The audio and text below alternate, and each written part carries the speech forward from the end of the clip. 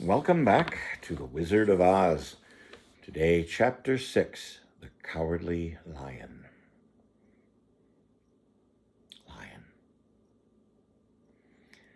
All this time, Dorothy and her companions had been walking through the thick woods. The road was still paved with yellow brick, but they were much covered by dried branches and dead leaves from the trees, and the walking was not very easy. There were few birds in this part of the forest, for birds love the open country where there is plenty of sunshine.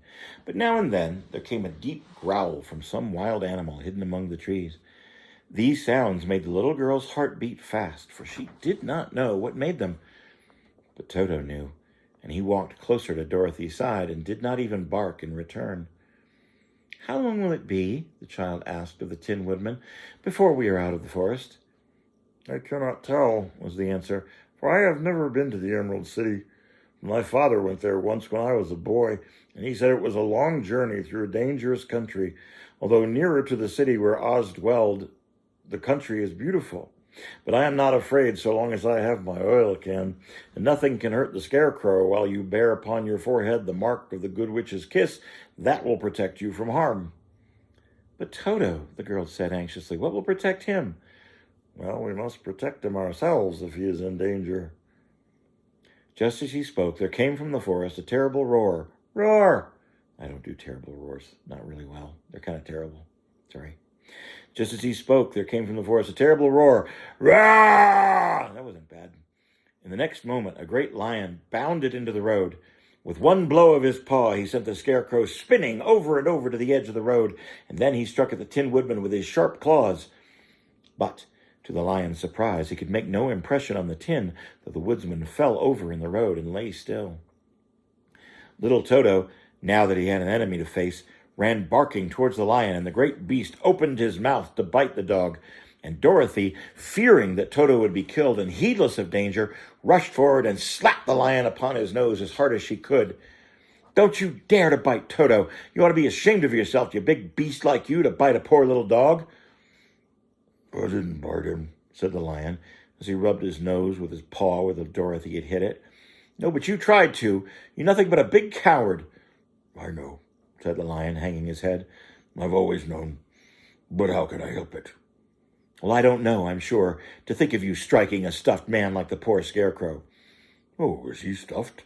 asked the lion in surprise as he watched her pick up the Scarecrow and set him upon his feet while she patted him into shape again. "Of course he's stuffed," replied Dorothy, who was still angry. "Well, that's why he went over so easily," remarked the lion. "It astonished me to see him whirl around so.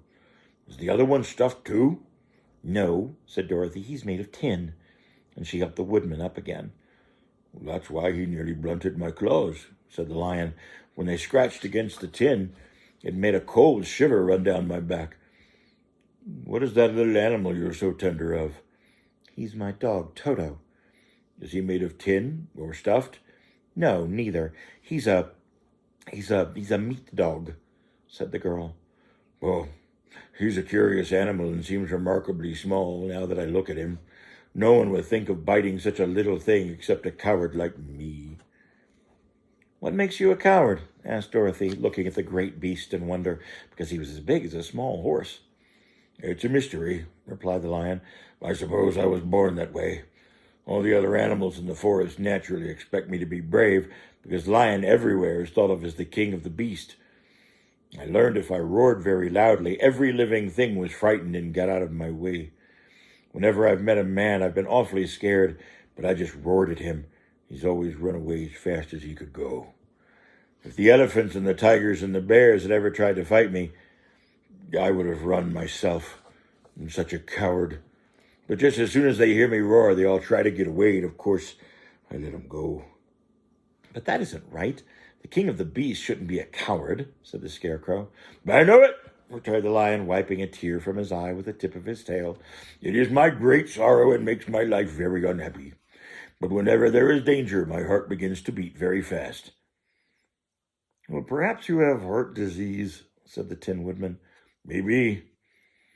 "If you have," continued the Tin Woodman, "you ought to be glad, because it proves you have a heart. For my part, I have no heart, so I cannot have heart disease."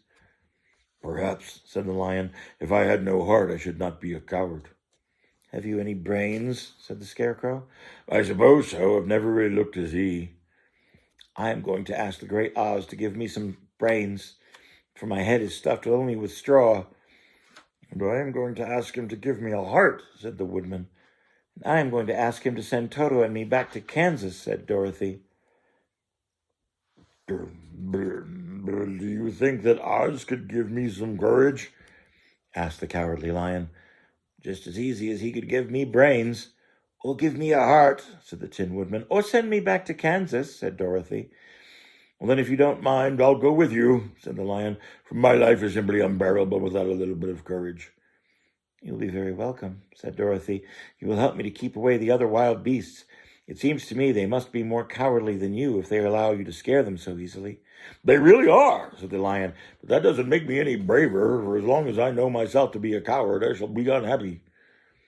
So, once more the little company set off upon the journey, the Lion walking with stately strides at Dorothy's side. Toto did not really approve of the new comrade at first, because he could not really forget how nearly he had been crushed between the lion's great jaws. But after a time he became more at ease, and presently Toto and the Cowardly Lion were grown to be good friends. During the rest of that day there was no other adventure to mar the peace of their journey. Once, indeed, the Tin Woodman stepped on a beetle that was crawling along the road and killed the poor thing. This made the Tin Woodman very unhappy, for he was always careful not to hurt any living creature, and as he walked along, he wept several tears of sorrow and regret. These tears ran slowly down his face and over the hinges of his jaw, and there they rested. When Dorothy presently asked him a question, the Tin Woodman could not open his mouth, for his jaws were tightly rusted together. He became greatly frightened at this and made many motions to Dorothy to relieve him, but she could not understand. The Lion was also puzzled to know what was wrong, but the Scarecrow seized the oil can from Dorothy's basket and oiled the Woodman's jaws, so that after a few moments he could talk as well as before. This will serve me a lesson, he said, to look where I step. If I should kill another bug or beetle, I should surely cry again, and crying rusts up my jaw, so I cannot speak. Thereafter, he walked very carefully, with his eyes on the road, and when he saw a tiny ant toiling by, he would step over it so as not to harm it. The Tin Woodman knew very well he had no heart, and therefore he took great care to never be cruel or unkind to anything. You people with hearts have something to guide you and need never do wrong, but I have no heart, and so I must be very careful. When Oz gives me a heart, of course, maybe I won't mind so much.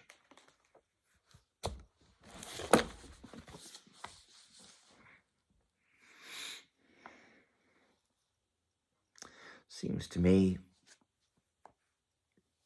that even though he has no heart, he has a great deal of feelings,